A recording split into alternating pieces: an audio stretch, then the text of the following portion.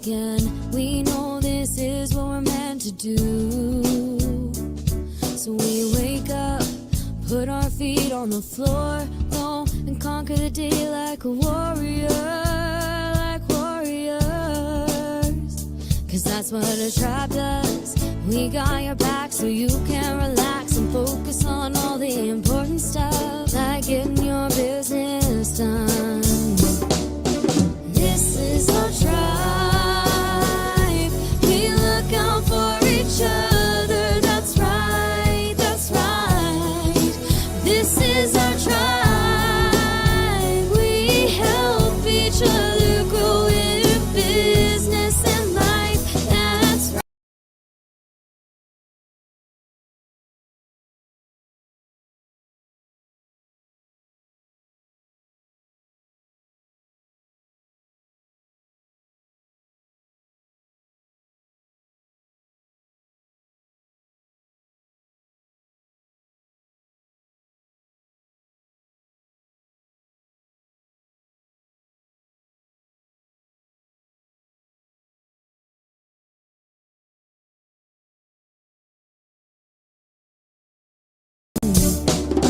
This is our tribe. We look out for each other. That's right, that's right. This is our tribe. We help each other grow.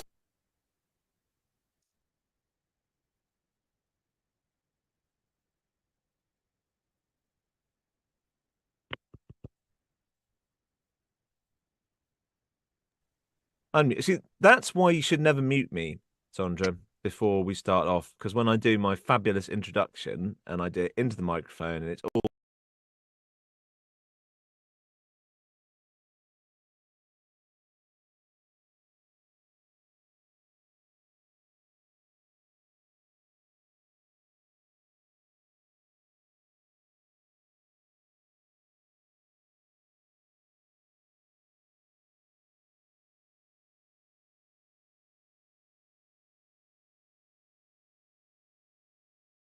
It's not being nice today, so I'm trying to fix it, but I'm gonna just have to, we're just gonna go with it. It's gonna be recorded to the cloud and it'll be great.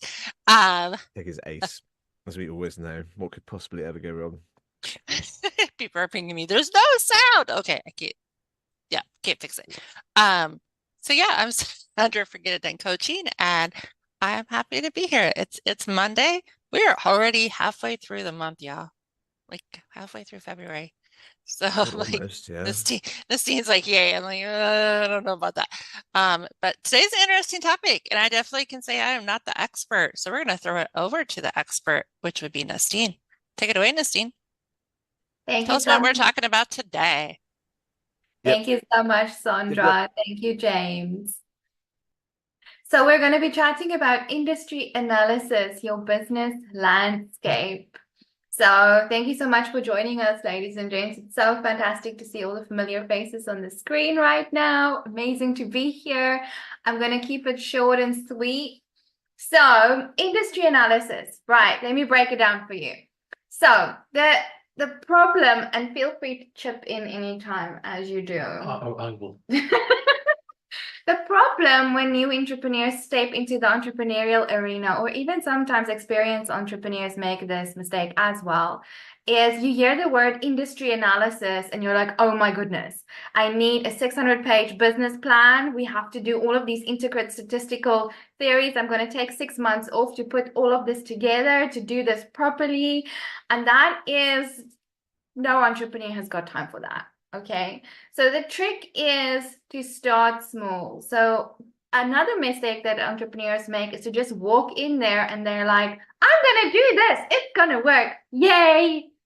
And they just run off into the sunset. But what they don't understand is no one's running after them into the sunset, because no one knows what's going on. So we need to have a plan. We need to orient ourselves within the market. We need to achieve what we call a product market fit. That's where you understand really well how your product fits into the market, aka why people are willing to pay for what you want to make a living selling, right? So that is what industry analysis is about. It's about setting you up for success in that aspect. And the good news is, one day when you have a very established business and you've been going for like 40 years and it's a corporate, we'll be doing industry analysis and will be a 600-page document. Right now, you don't need to start there. Where do we need to start? We need to start by looking at the big picture. So what's your product market fit? We need to understand who are our competitors, right? And what is our competitive edge? And then we need to understand who are our customers and what are they buying? What makes them part with their money? If you can answer those three very vital, important questions, I'm telling you, you are already so far ahead with this thing called industry analysis. So I'm going to share with you the easiest way for me to get started. So there's lots of different strategies that we can employ for doing research and for getting this data. And we can look at all kinds of intricate stats. But the truth is, when you're starting out, and even if you're not starting out and you're like maybe 5 years, 7 years into the journey, one of the best things that you can do for yourself is just do a small industry analysis, like a little bit of a research run. It's not going to tap you out completely. You're not going to take off and never be able to do any voiceover work again because you keep researching everything in the market. But you're going to be able to orient yourself just a little bit better because you understand things that you didn't before. And this is even a good process to go through, I would say, in a small way every 6 months, because it brings you back to how are we doing this? Like, why are we doing it? How are we doing it? How are we going to make money out of this? So the first step in my little process, and this is again a blog I wrote on businessacademycafe.com, so you can go and check it out there if you want a refresher or the whole thing. But the quick breakdown of this first step is to find your lookalike clients. That means you need to, in your head or in your mind or on a piece of paper, have figured out more or less who you want to sell to. Now, at this point in time, when you're just starting out with this research, it doesn't have to be too intricate because you don't know what you don't know. But you could say, for example, I want to work with accountants that run their own firms and they've been going for about 5 years. Right? Or you could say, I want to work with big corporates that have big budgets for voiceover work specifically. So I have experience that the automotive industry is a good place to start. So I'm going to start there. Something like that. Just a broad idea of a lookalike client. Then what you want to do is you want to find a pool of these clients that are willing to speak to you. And they could be, it doesn't even have to be many. If you can do 10, that would be great. But if you could do 3, you will already know more than you know right now, right? So wherever you can think of that these lookalike clients would hang out, and even if you think, I just need to find 3 that would be willing to talk to me, you know, you want to be there. So that could be a Facebook group for accountants specializing in immigration tax. It could be a LinkedIn group for entrepreneurs into tech. It could be a physical meetup. If you know, maybe there's like a business coach meetup happening once a week where you know a lot of business coaches hang out and you want to speak to them. But the idea is just to find a place where you can find a couple of these lookalike clients. And then what you're going to do is you're literally just going to approach these people and you're going to ask them if they would be happy to be interviewed by you. You're doing your research, you're an entrepreneur, you're a voiceover artist, you're an accountability coach, and you just want to spend some time finding out more about your actual market. So I usually do this on LinkedIn, I'm not going to lie, because LinkedIn is just where our target market seems to hang out. You're also really bad at lying, so. I'm also really bad at tracking people down in person because I'm shy, believe it or not. So LinkedIn works for me. So I'll share with you just some of the messages that have worked for me before. So I'll share one. If you want the others, you can go and read them in the blog post. But the one was I literally said, "Hi there, I'm Nestene. I'm currently conducting market research to inform the next steps in the strategy my newly established accounting firm needs. I would really appreciate it so much if you would be willing to spend 45 minutes with me answering some questions over Zoom, and I'll even give you a free needs analysis after our session to say thank you for your time. What do you say? Are you willing to help an accountant out?" Believe it or not, that message actually worked for me. Okay, so I think I got about 7 people that were willing to talk to me after that. So that's good. So that's the next step. You actually organize these meetings with them. Now, what you want to do is you want to be super prepared for your actual interview, because you don't want to just randomly, you invited them to have an actual market research interview with you. So now that's what we want to do, some market researchy stuff. So this is what we call a semi-structured interview. So a semi-structured interview means you have, and Mikey will know this, he's our other research fundi. He's employed his research skills on me before. So a semi-structured interview is basically where you have a list of questions, but you don't stick to them like Rigid. Yeah, rigidly. Yeah. You use them as a guideline and to be able to know that you're covering everything that you need to cover. In a conversational style. Yes, that's the trick. Yes, exactly. Useful. Yes, I know. Have you been studying I've this? done this before. So for those of you that don't know, I usually issue my interview questions to Peter, and then he I gets do it. the interviews. Yes. So that works well. So maybe you want to outsource your research. Peter could perhaps help you with that. Yeah, but what needs to be on this questionnaire? So very quickly, what needs to be on this questionnaire? So we said 1, big picture questions, right? 2, who's who, competitor type questions, and then 3, actual customer questions. So starting with the big picture, that will be questions that are designed to help you find out what's the product market fit? So how is your product going to actually help the person that you're talking to, the lookalike client that you're talking to? So some questions that I've included in here before, and I think this is also from when I ran my accounting business, was what is the biggest challenge you have that you think I, as an accountant, can solve for you that you would be willing to pay money for? And that is such a cool question to start with, because it gets you it maybe gets you answers that you weren't exactly looking for. So that's also a tip, like start broad with your questions and then you make it specific. So you'll start broad, like asking something like that. What's the biggest challenge that you think that I'm an accountant can potentially help you with, that you would be able to pay for? And then you can go into, if I was the best accountant in the world, what would I be able to do for you? And then you can work it down into, do you have problems with your estate tax planning? Like, what are those problems, and what is it that you would be willing to pay to get rid of those problems? Things like that. So that's the big picture question. So that's all about product market fit. And really here, get creative with the questions. Also have fun with it. Try and you are looking to test your specific idea that you have, but you're also trying to be open to what is actually going on there. Right? Because a lot of the times we as entrepreneurs, we would think we know what clients want. We think we know what they would want to pay for, but it's always better to confirm that with an actual lookalike client. Next set of questions is then about the competitors, so the who's who. So this is where you can literally ask questions like, who was the last accountant you walked away from? Why was that? Who do you know that you would say is my biggest competitor, and why do you say that?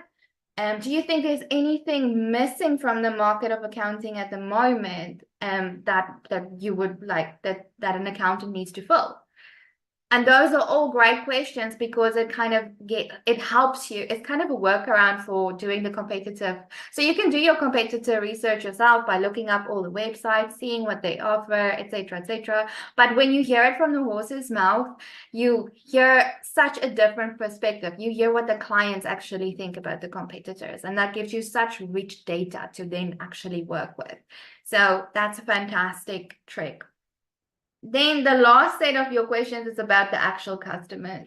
So this is about drilling down into the customer profile. So at this point in time, you already have an idea. I want to work with automotive corporate type clients.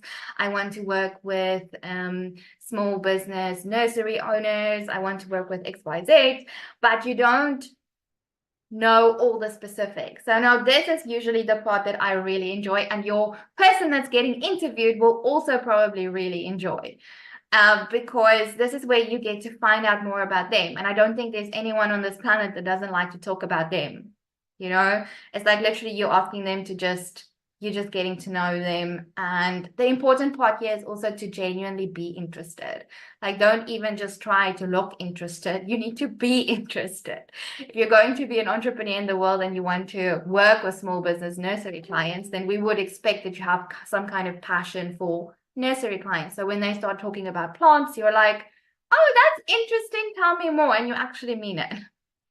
So this is where you would ask questions like, tell me about your daily life, what does it look like, and do you have any favorite social media sites that you like to spend time on, what time of day do you usually use them, any groups that you tend to favor, and then you can again work it down to be more specific to what you're trying to get at in your specific industry. So how's your cash flow planning going? Any struggles? That's always gold for an accountant, because I've literally had no one ever come back to me and say, cash flow is great, don't need anything. Thanks for asking. Well, if they do say that, then you can always say, can I introduce you to my financial advisor who can help you invest that cash? But that is what goes into the third section of the questionnaire. And this is a super simple process. You can start it tomorrow. There's some extra info in the actual blog post if you want to go and look it up. But I really recommend we go through this at least once if you haven't done it yet. The added bonus that I will tell you is the way that I've set this up, because entrepreneurs have so little time and so many things to do, it can actually function as your lead generation process as well. Okay, so that's what I used to do. I used to use it as my lead generation process as well. So I would ask people to have research meetings with me, which was true. I was really just trying to analyze the market. But after spending 45 minutes with me and me being genuinely interested in their businesses and them seeing that I've already now positioned myself as wanting to be the expert in their field, right? Because I said it right at the beginning. Look, I'm running my business in small. I'm serving small nursery clients. That's what I want to do. So I want to do more research. I want to be better at it. That's why I need you in this meeting. So you're already kind of positioning yourself as the expert in a very smart way. So they start viewing you as that. And then if they spend the 45 minutes with you and they actually start enjoying talking to you, they see you're genuinely interested, maybe you actually know something about nursery clients or whatever, and you end up discovering some kind of problem that they actually really do have, then you can always just say at the end of the call, so thank you so much for spending this 45 minutes with me. This has been so enlightening. I'm going to give you your free needs analysis. By the way, if I do launch this product that will help you, would you like me to be in contact?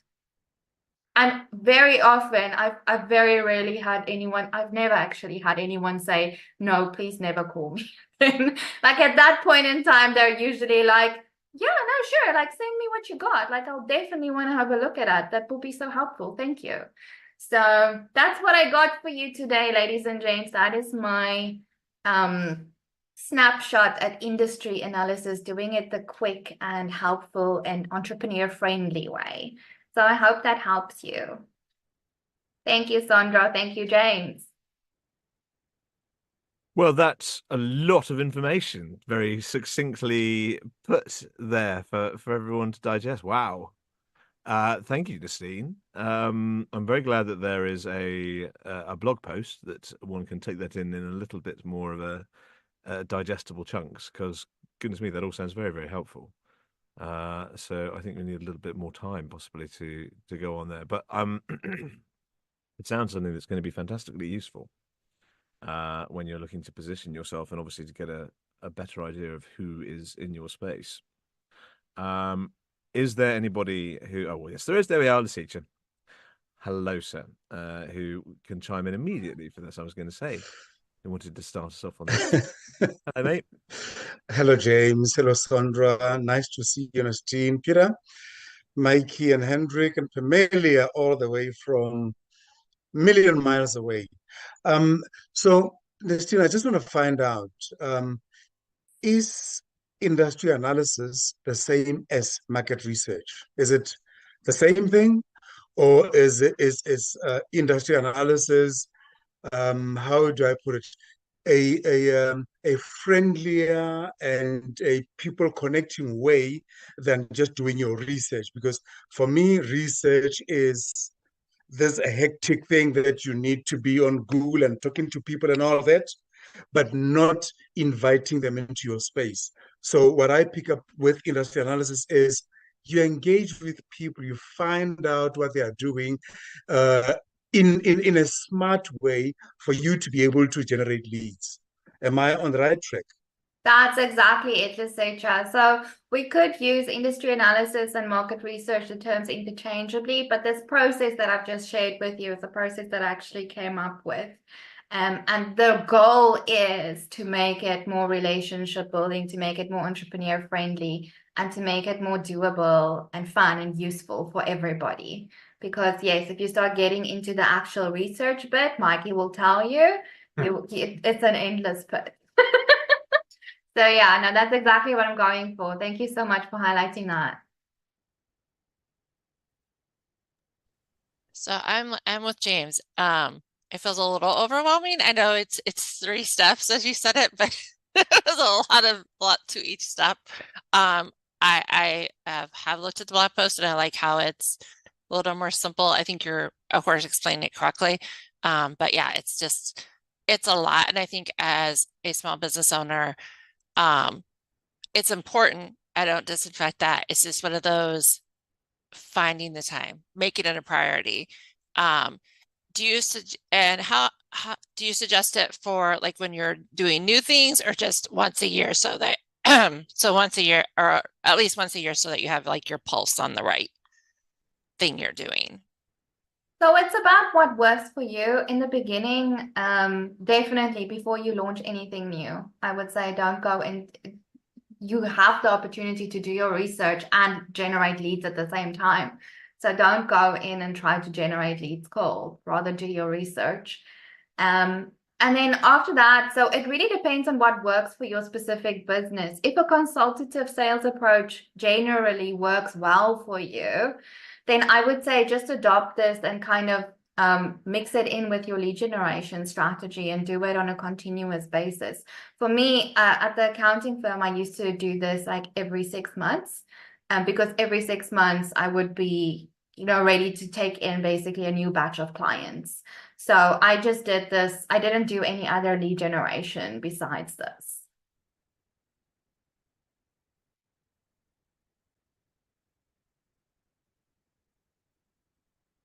I love that. I love that. I'm like, who's going next? Okay, that makes sense. And I'm actually in that spot right now where I'm working on relaunching and stuff. So this makes a lot of sense. And I know I've done a little bit for the website, the new website build. That was one of the things he did was go look at websites you like and why do you like them and so on and so forth. So I think that's very similar in the way Gareth specifically. Hi, Gareth. He's on YouTube. Hi, Gareth, Kelsey, Susan, Hendrick in YouTube land. So yeah, I can see where I've seen people do that, maybe not in that specific order, but they use pieces of that and definitely can do that myself. Mr. L, come on in. Today's my day, okay.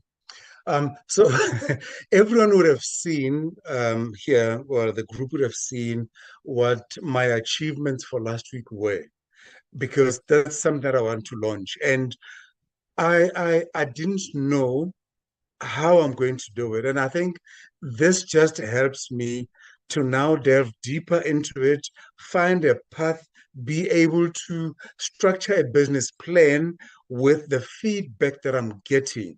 I mean, this Nestene is just awesome and powerful because it's so, I mean, I chat to people on LinkedIn, but it has never been for lead generation. It has never been for kind of call it research purposes. It just has been this and that. Now, here is a better way, one, to do research without digging deep into that research mode that we know with 90,000 pages. And you've got feedback from people already. You have people that can be your clients, can be your first clients. I mean, how awesome is this? Now, this is just beautiful, and I think I'm going to use this. I'm going to read your blog many times, and I'm going to apply it. And Peter, when I send you a message to say I need help, please be there. Now, thank you so much for that, Nestene. It's awesome, awesome.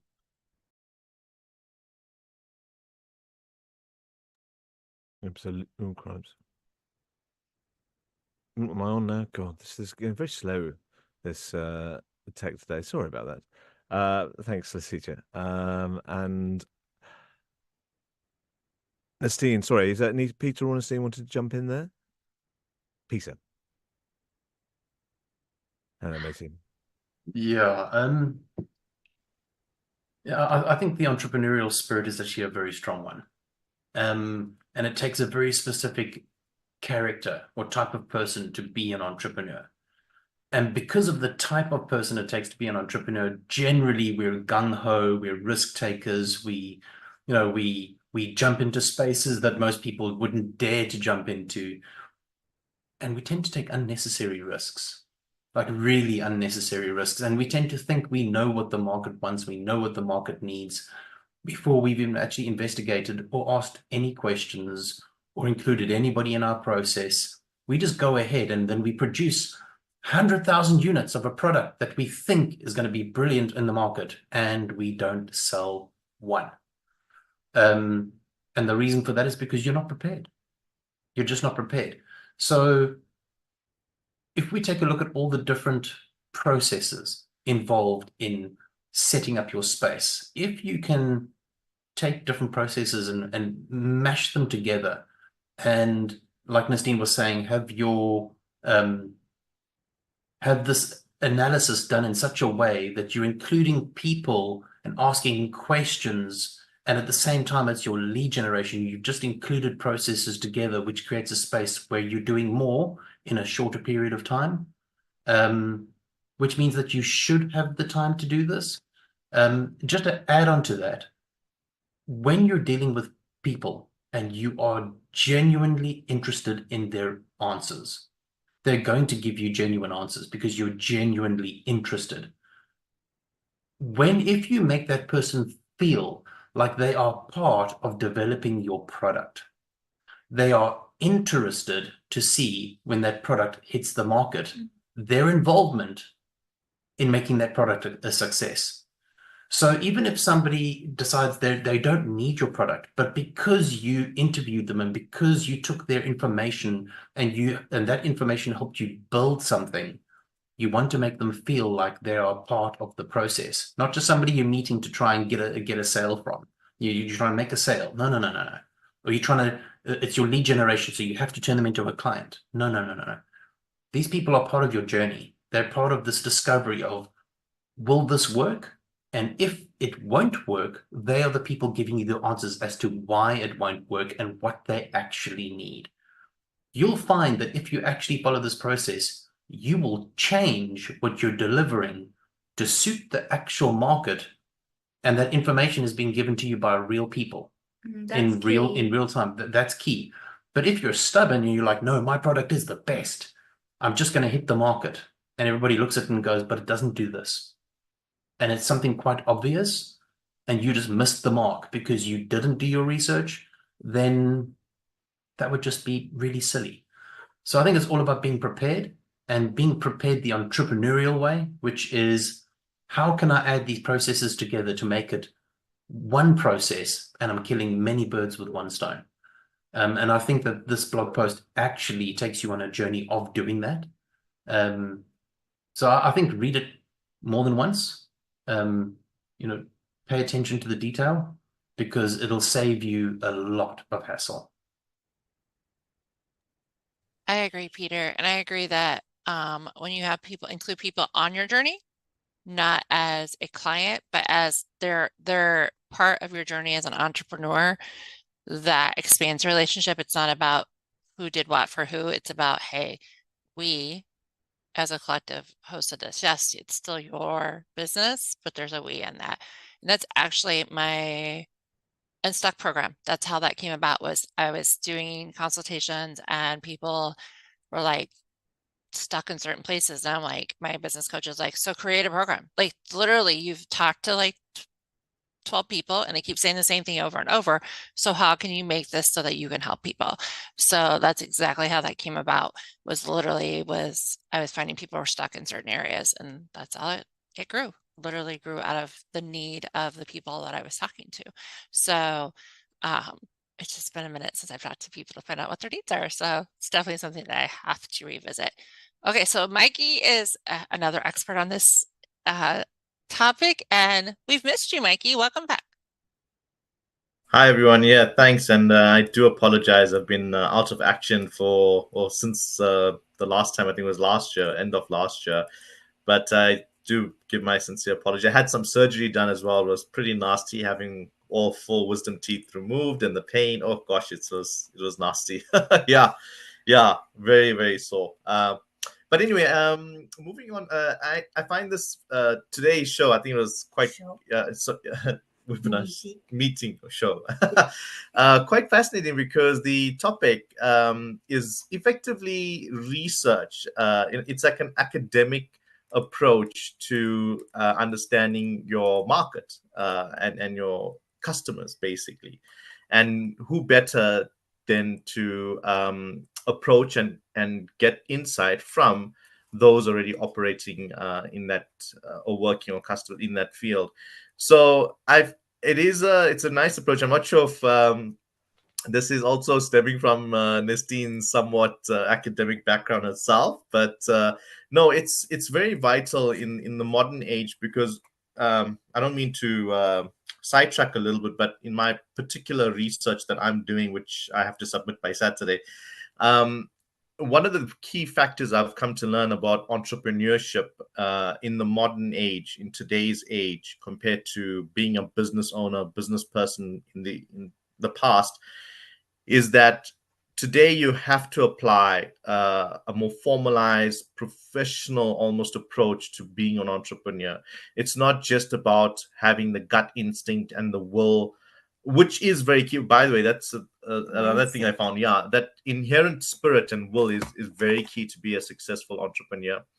But we live in an age where you need a combination of that together with formalized approaches like the strategy, this research approach to understanding your market properly, interview, and best getting that feedback then to actually engage and interview with customers, potential customers, and also those, if you can, who are already big guns in the market that you are targeting, and sometimes they too can help give you great feedback.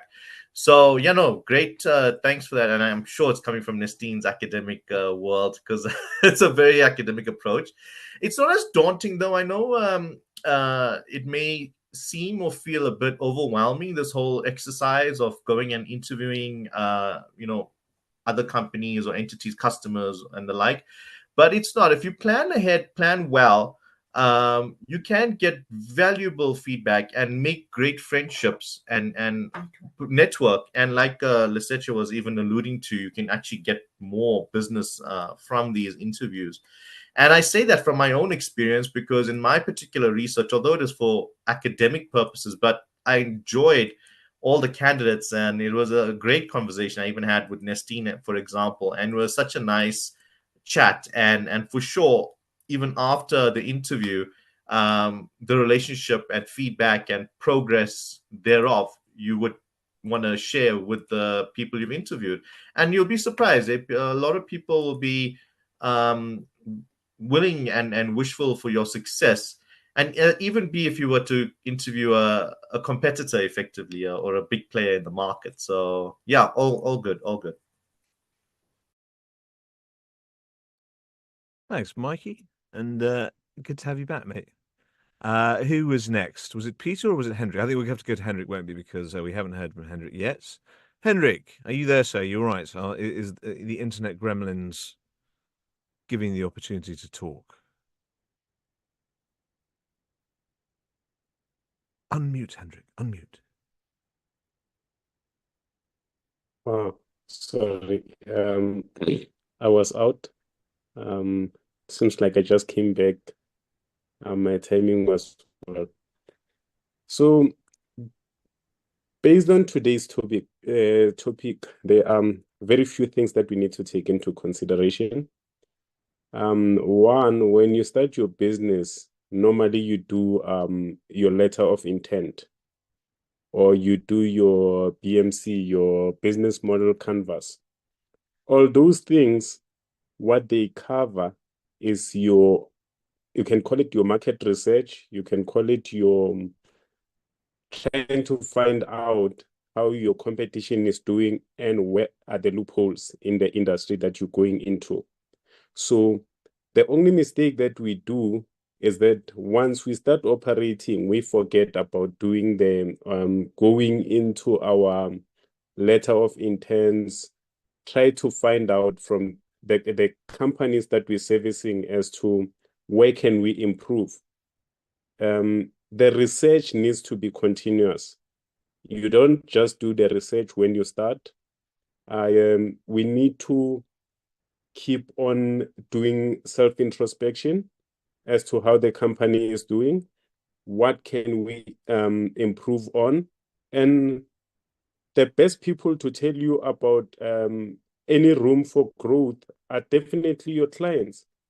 So I find today's topic very, very insightful in the sense that we need to remember why we started, and we need to be constant in reminding ourselves as to why did we start, what did the market need at that point we started, and what does the market need now? Because, for example, 10 or 15 years ago, Nokia was one of the biggest phone companies in the world. Where are they now? And some of these things, you'll find them telling you that we did nothing wrong, because according to them, they did everything by the book, but they forgot to change when the market was changing, or the demand in the market was changing. That's all from me. Hendrick from Teresano Earth Movers in Leidenberg. Thank you, Hendrick. I love that. I love that. I think, yeah, no, I know that like we get stuck on what we intentionally started at the very beginning, and that could be 4 or 5 years ago, and we're totally out of the market now. And the flip side of that is that my amazing creative entrepreneurs I work with, they're chasing every new thing and they don't finish one thing.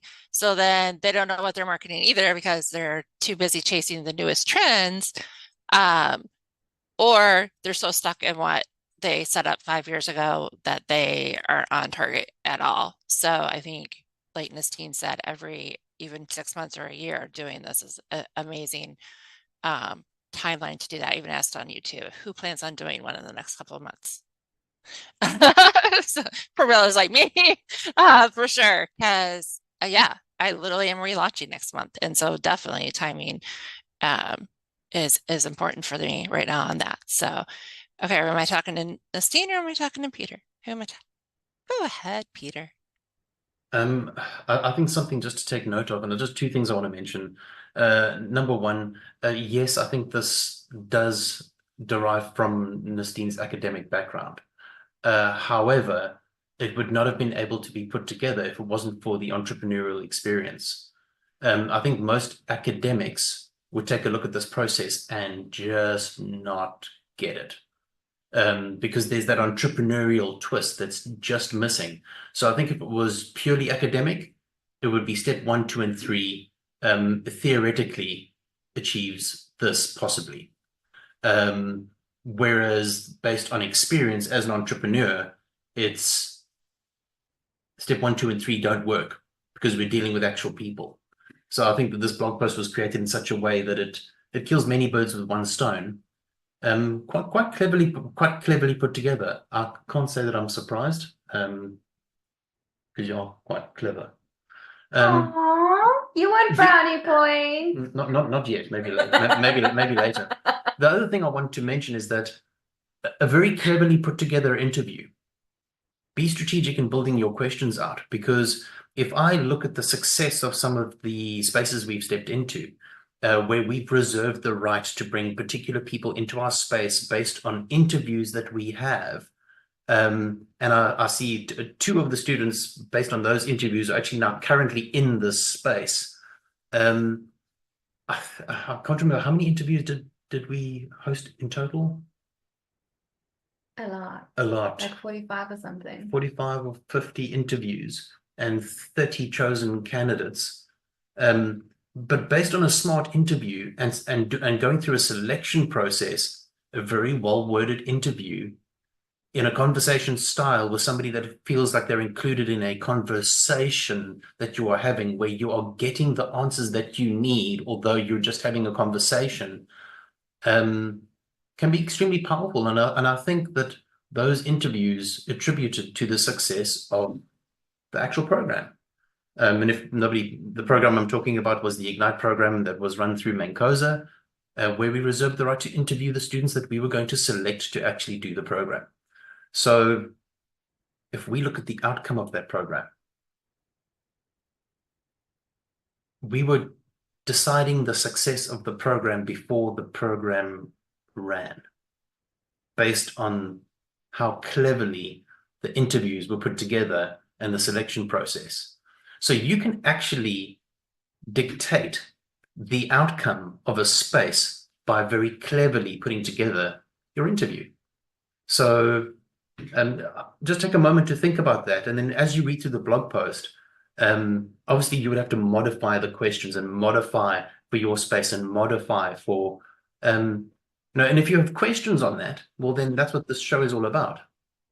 We're right here. So all you literally have to do is reach out and go, hey, I have a question. Drop your question in YouTube. That's what the whole point of this space is. Mm-hmm. So let's have some fun with that. Can I also just quickly mention something? If you have to. So yes, it's definitely from my academic background, the structure, but it's completely entrepreneurially inspired relationship side, basically what I learned from Peter and all of you guys in this space, which is what I think makes it so unique. But the thing that I want to mention is even if you're going for like bigger type clients, right, and you don't think you'll be able to directly pull them off of LinkedIn willing to have a 45-minute conversation with you. If you're clever about examining the organizational structure of the corporates that you're targeting, you will find a group of people that will be available on LinkedIn or Facebook. So the CEO himself might not be on LinkedIn and ready to step into a 45-minute talk with you, but the salesperson will. The salesperson will for sure be 24/7 on LinkedIn. Available. So you can very strategically structure your questions and the topic of your interviews to get in touch with the right people, and then literally work your way up the corporate ladder in that way as well.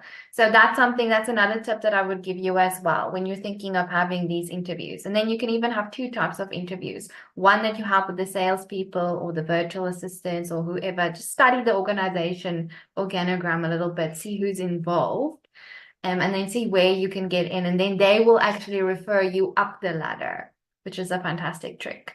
But yeah, that's I will keep quiet now. Permelia, I'm so happy you have your hand up. I've been waiting to hear from you this whole entire time. I love that. Nestene. Hold on, just one second. So what I was going to say about that, Nestene, is it never hurts to ask, because sometimes if you just asking, people relate, nobody asked me that. Like, yeah, I'm up here as the I don't know, CFO or whatever. They're higher up in the chain, but like people don't think to ask them questions and say, hey, your opinion matters. And sometimes you can get in way higher because you asked and had an interest in what they do.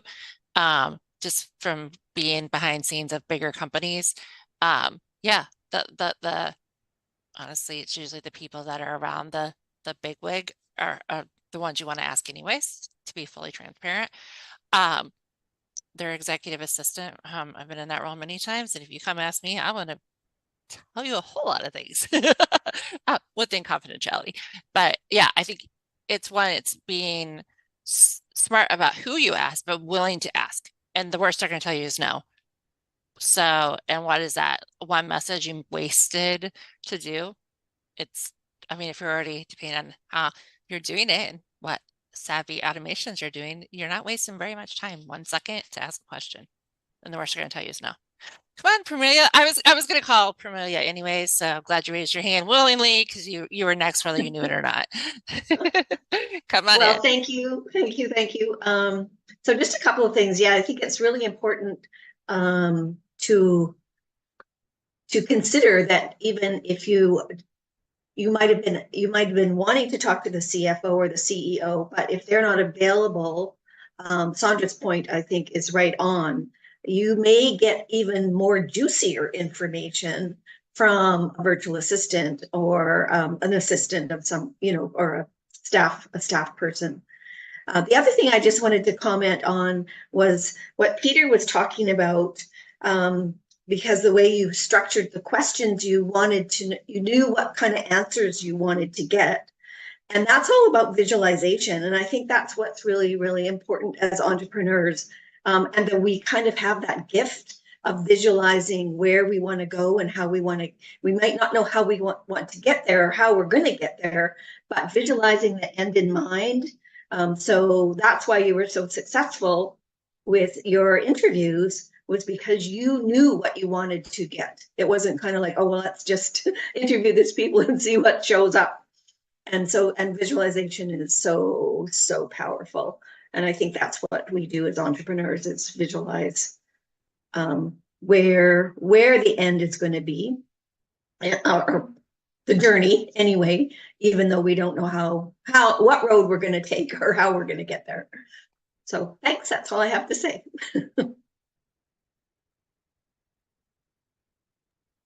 Permelia, tell us about your business. We've been forgetting that again today. Oh, yes. Permelia Parham with the Healing Institute. We are a virtual global hub of holistic practitioners, and we are out to heal the world. And I got some really good nuggets today because I have kind of two sides. I have practitioners that I want to be part of the Healing Institute, but we also we want clients to come to the Healing Institutes and connect with those holistic practitioners. So the nuggets I got today really were how to make those questions available to the clients. Like, who are you interacting with right now for your wellness, and are you getting the results that you want? So thanks. It's a great topic today. Thanks, Permelia. It's great to hear from you as always. And I think we've got time for at least one more, haven't we? So we'll head it back to the woman of the hour, I assume, Nestene. That would make me the woman of the hour. I can play the part. You can. You do have beautiful, lustrous locks, Peter. So yeah. You dive. Want to toss them? What? Yes, let's just toss it. There we go. I want to go back to what Permelia said, and she commented on something that I mentioned earlier. And as she commented on it, I realized how important it actually is. Yeah. That visualization of where you want to go. So when you are creating your questions, don't just create your questions, random questions for random, because if you create random questions, you're going to get random answers. Random answers mean absolutely nothing because they're not going in the direction that you actually want to go in. So if you visualize where you're wanting to go, you create your questions around how you're getting there. Your questions are part of the journey that you're taking the person that you're interviewing on. If you can do that in a conversational style, knowing the end, you have to know the end. And whether that end is a reality or whether it is just a vision of what you want to become. It doesn't matter, as long as you have the idea of where you want it to go. So make sure that your questions that they have a direction. There's no point in just asking market-related questions. There's no point to that. You have to guide it to a particular point. Otherwise, it's kind of pointless. So, and I think that's where going through this blog post and picking it apart and kind of figuring out how do I ask these questions?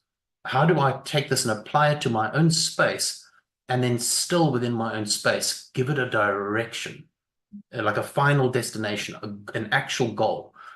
Then what you'll find will happen is after interviewing 3, 5, 10 people, it becomes a pattern. And then you end up, because it's consistent, you end up seeing the pattern of what is it that people actually really want? What is it that they actually really need? Does your product actually even solve that problem? What can you change about your product to include solving that particular problem that all of these people have mentioned? But you can only do that if you have an end goal in mind. If you're all over the place and you're just asking questions and thinking that you're doing a really good job by asking all these questions, but it just becomes information, like random information on a piece of paper.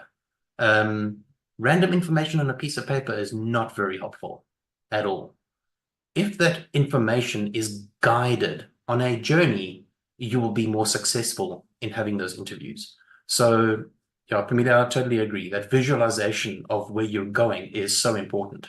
And then actually doing something with that visualization is even more important.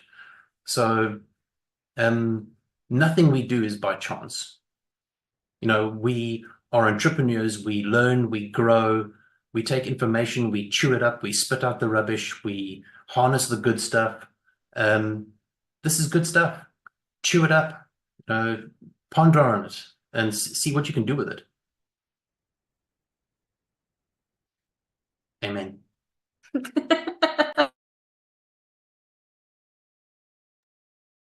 I love that. I love that, Peter. Yeah, what you do with the information, it reminds me of the creative entrepreneurs I work with. I'm like, you can have a million ideas and 5,000 notebooks, but what are you going to do with them? First of all, what are you going to do with 5,000 notebooks? Because 90% of the time you can't figure out where you wrote the idea at in the first place. So that's step one, get out of the 5,000 notebooks and get into one central spot. But yeah, it's what do you do with the information? You can have a good method like Nestene has laid out for us, but what do you do with that information after you apply it? So that's extremely important, which is why we have these chats, so we can learn how to do that and hold each other accountable to doing that and set our intentions, goals, and things like that, so we can grow not only as individual entrepreneurs, but as a tribe. So I think that is amazing, amazing. James, last thoughts, and then I will go, and then we'll let Nestene do our closing. No, thanks again for everybody for joining this. It's certainly a topic that probably doesn't get enough or doesn't get the attention that it needs. So thanks again for Nestene for being so comprehensive with the introduction to it. And I think that there's a great deal of value in people taking that time to take a look at the blog post and absorb it, which is what I shall certainly be doing over the next few days. Because really, I mean, if you're knowing your place in the space and what other people are trying to do and perhaps how you can do it better is an exceptionally valuable thing to know. So thank you very much, and thank you very much for everyone's insight. As always, it's always a pleasure to have you come in and help us with this, as it's all about the conversations. So yeah, James Brown of James Brown Voice signing off for this week. Thank you very much, everybody.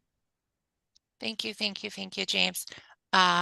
Couple announcements. The Goslin event is Thursday, February 22nd, and we have an official link. Good job, Peter, doing your assignment for the week. Oh, Nestene doing the assignment for the week. Whoever. Good job getting it done. Kudos. So definitely register for that. It is not your standard networking event. You need to come and check it out to find out more, I'm going to like just do a teaser versus explaining it, but it is not your standard event. So please come and join us. It of course is free, and you will meet people like the amazing people on your screen and more from all over the world. So a great shout out to everybody on YouTube that was hanging out with me today on YouTube. Gareth, Kelsey, Susan, Hendrick, and Mr. L even popped in there. So grateful for that. Make sure to subscribe, share, and like our YouTube channel. We want to keep growing our YouTube channel. And don't forget, we're on Spotify. So the amazing Susan, who does our show notes, our covers, and so forth, also puts it over on Spotify. So we're on Spotify. I think you have to listen to like 2 episodes and then you can rate us on Spotify. So, make sure you go do that too. And I'm Sondra Ray. I'm your goal accountability coach, and I help you get to your goals by creating bite-sized pieces and holding you accountable. And then Miss Nestene, can you do our sign off? For sure. And thank you so much, Sondra and James, for hosting such an amazing show, and for all the tribe members that showed up every way to make it such an amazing experience. We appreciate you so much. Like, I can't even say how much. I also want to say, I think this goes without saying, but just quickly, if any of you want to try to implement this process in your own business and you have questions at any point in time, all tribe members have my WhatsApp number. You're welcome to WhatsApp me. You're welcome to WhatsApp Peter. We're more than happy to help you. We both know this process, and we're happy to, because I want to also hear, like, how is it working for you? How can we make it even better? So we're happy to walk that journey with you. We love you to the moon and back. Remember, we're going to be the 500 most fun, authentic, caring entrepreneurs on the Forbes 500 list. So thank you so much for walking that journey with us. And we'll see you soon. May all your wildest entrepreneurial dreams come true.